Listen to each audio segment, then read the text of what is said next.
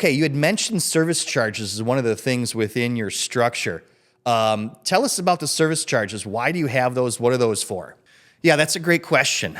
Service charges generally range between 6.5% and 8.5%. And that goes into the structure of our offer. And more times than not, we do have a service charge. And the way that that works is, let's just say, for example, we have an offer price of $380,000. We might, in this particular price range, expect that we sell a home for about $400,000. So we're looking for about a $20,000 profit margin, right? Our offer to you is $380,000. We expect to be able to sell it for $400,000.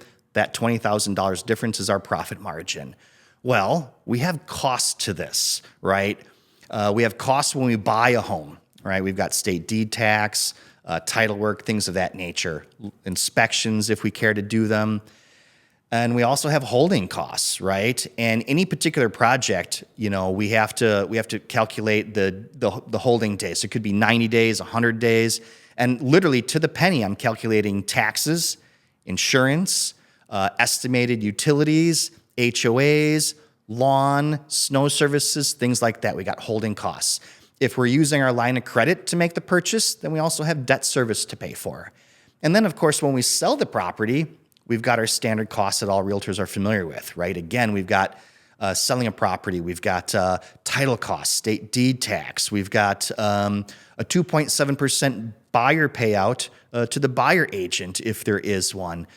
Photography, home staging. So all those things go into our service charge. So again, the structure goes in this case, if our offer is $380,000 and we think we're going to resell for $400,000, well, that's our profit margin, that $20,000 profit margin.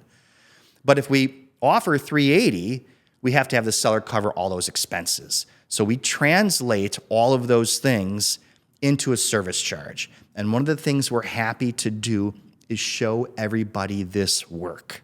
We're happy to show our fees that we expect for purchase, holding, resale. We're completely transparent. So if you want to see the model behind the offer, we're happy to show that to you so you can help explain it to your sellers and help negotiate back.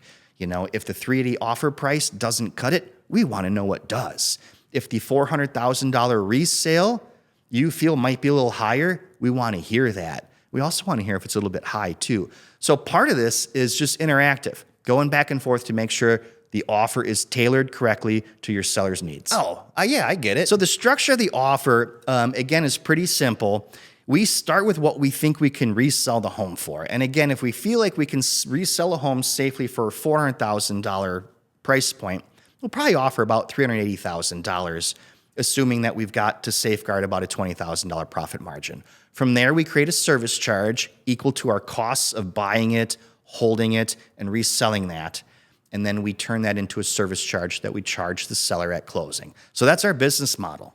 Got it. That makes sense. Yeah, there are a lot of fees to buying a property and holding it and selling it. So let me just get this straight and repeat it back to you.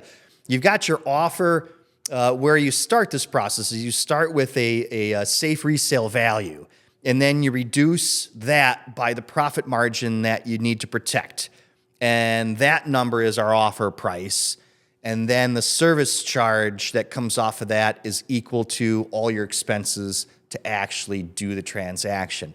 That makes sense. I get that.